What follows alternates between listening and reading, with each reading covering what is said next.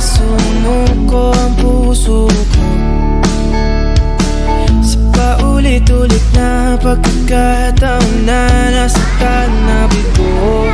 Mukhang delikado na naman ako. Bakit ba kinikilig na naman ako? Pero ngayon ay parang kakaiba.